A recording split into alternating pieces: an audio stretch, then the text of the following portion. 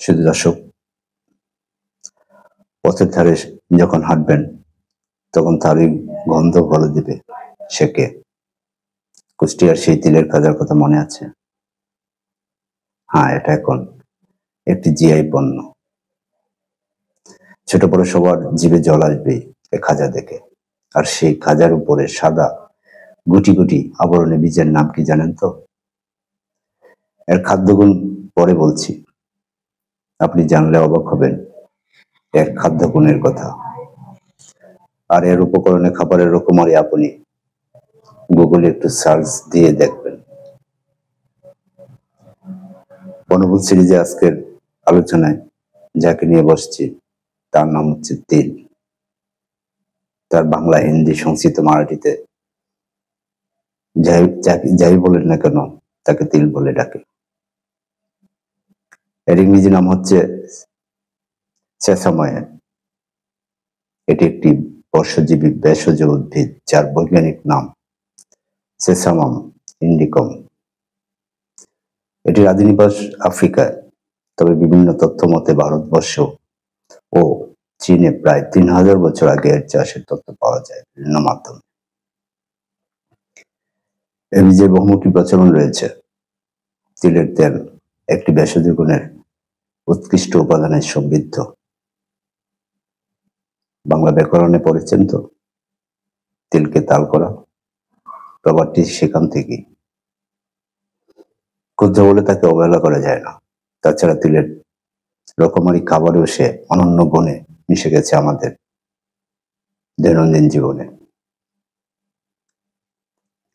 এর মধ্যে উল্লেখযোগ্য কিছু খাবারের নাম বলছি: তিলের নারিকেল ইলিশ, তিল চিংড়ি, তিলের বাদাম চাটনি, তিল নারিকেল বড়া, তিলের বান, তিলের নাড়ু ইত্যাদি। এছাড়াও এটি চাষ করা হয় পাতার জন্য, যা সবজি হিসেবে অনেকে খেয়ে থাকেন, ব্যবহার হয়। ফুলগুলি সাধারণত গোলাপি এবং ফানেল আকৃতির হয়।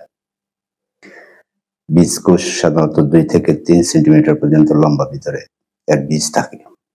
বীজের রং ধূসর মসৃণ। পাকার ফল বহিরাবরণ থেকে বীজ বের করে নেওয়া হয়। তিলের বীজে রয়েছে প্রচুর পুষ্টিগুণ।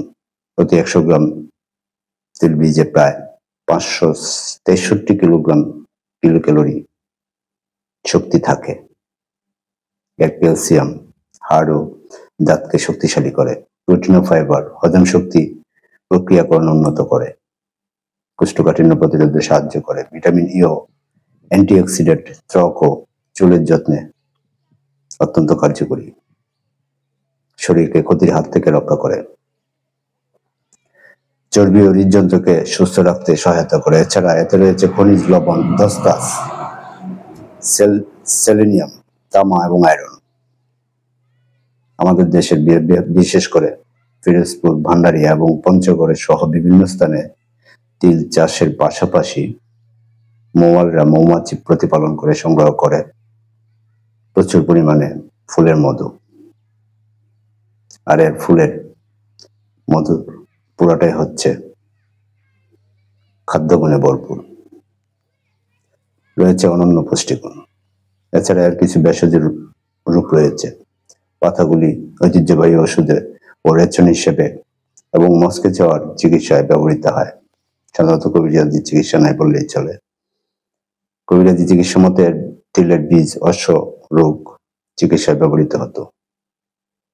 এর বীজ এবং তেল আমাশয়ের জন্য উপকারী, তবে ওষুধি ব্যবহারের জন্য অবশ্যই ভেষজ আয়ুর্বেদ চিকিৎসকের পরামর্শ নিতে হবে।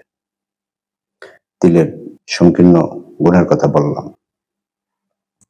তিল ফুলের যে কোমলতা, যে গুণ, যে নমনীয়তা, তা কবিতায় না বললেই নয়। শুভ্র মসৃণ স্বচ্ছ তুমি, সুন্দর গুণীজন, নতশিরও তুমি উচ্চতার সহমত, লাশ সময়ের উপরে রানী হয়েও দীক্ষা দাও, প্রতীক হও তুমি মহৎ। শুধু দর্শক, বনভূত সিরিজের আজকের আলোচনা এখানে শেষ করছি। হয়তো অন্য কোনো দিন দেখা হবে অন্য আরেকটি কোনো পর্ব নিয়ে। সে পর্যন্ত ভালো থাকুন। খুদা হাফেজ।